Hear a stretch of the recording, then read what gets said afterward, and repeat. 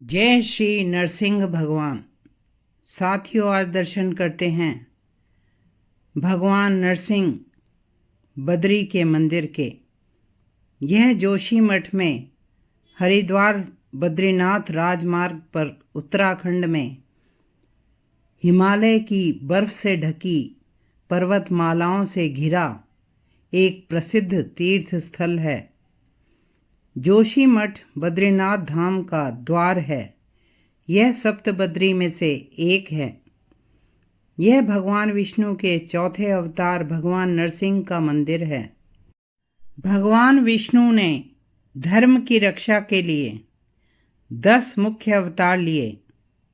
मत्स्य, कूर्म, वाराह, नरसिंह, वामन, परशुराम, श्री राम, श्री कृष्ण, बुद्ध और कल्कि। भगवान विष्णु ने नरसिंह अवतार, जिसमें उन्होंने आधे सिंह और आधे मानव का रूप धारण किया, अपने परम भक्त प्रहलाद की रक्षा करने के लिए। जब हिरण्यकश्यप प्रहलाद को मारने के अनेक असफल प्रयत्न कर चुका था। मंदिर निर्माण के विषय में विद्वानों के विभिन्न मत हैं। कुछ विद्वान कहते हैं कि 8वीं शताब्दी में आदि शंकराचार्य जी ने यह मंदिर बनवाया। इस मंदिर में शंकराचार्य जी की गद्दी भी है। कुछ विद्वान कहते हैं कि कश्मीर के शासक ललितादित्य ने 8वीं सदी में यह मंदिर बनवाया। कुछ विद्वान कहते हैं यह मंदिर पांडवकालीन है, पांडवों ने बनवाया। भगवान की मूर्ति यहाँ शालिग्राम पत्थर की बनी है। यह लगभग 10 इंच ऊंची है, जो कमल पर भगवान विराजमान हैं। भगवान नरसिंह के अलावा मंदिर में श्री बद्रीनारायण, कुबेर जी, उद्धव जी की मूर्तियां भी हैं। भगवान श्री राम, माता सीता, हनुमान जी, गरुड़ जी की मूर्तियां सीधे हाथ में और भगवती माँ काली की प्रतिमा बाईं ओर स्थापित है।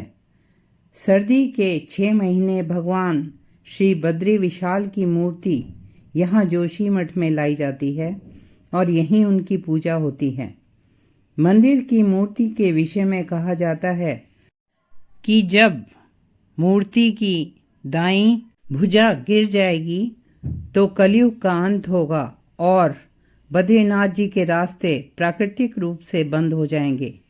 तो बद्रीनाथ जी की पूजा जोशीमठ से 20 किलोमीटर आगे भविष्य बद्री में होगी।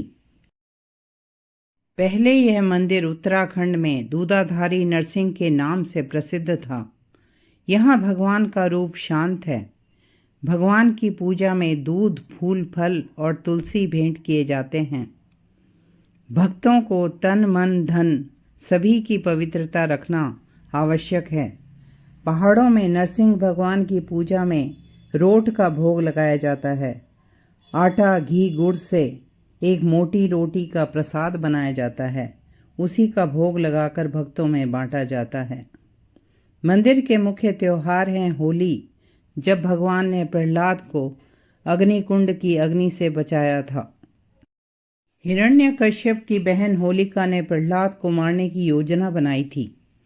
वह खुद आग में जल गई। प्रहलाद को गोद में लेकर बैठी थी, लेकिन भगवान ने प्रहलाद को ऐसे बचाया जैसे फूलों की सेज में रखा जाता है। दूसरा मुख्य त्योहार नरसिंह जयंती है, जब भगवान हिरण्यकश्यप के महल में स्तंभ से प्रकट हुए थे। यह दिन वैशाख महीने की शुक्ल चतुर्दशी को मनाया जाता है। नरसिंह भगवान अपने भक्तों की अज्ञानता और भय को दूर करते हैं। भगवान अन्याय करने वालों को समाप्त कर देते हैं, जैसे हिरण्यकश्यप को किया, जिसने कठिन तप करके ब्रह्मा जी से चतुराई से अमर रहने का वर मांगा और फिर अत्याचार की सारी सीमाएं लांघ ली। लेकिन भगवान को प्रहलाद जैसा भक्त चाहिए, जिसे प्रभु पर विश्वास था कि वे सर्वशक्तिमान हैं, सर्वव्यापक हैं और परम पिता हैं। भगवान की पूजा बालक प्रहलाद ने निष्काम भाव से की, लेकिन हम ना बालक जैसे निश्चल हैं और ना निष्काम हैं। हम भगवान से प्रार्थना करें कि हमें भी प्रहलाद जैसी निश्चल और निष्काम भक्ति प्रदान करें। श्रीमद् भागवत में नारद जी प्रहलाद जी की भक्ति का वर्णन कर रहे हैं कि प्रहलाद जी ने बालक होने पर भी यही समझा कि भगवान से वरदान मांगना प्रेम भक्ति का विघ्न है।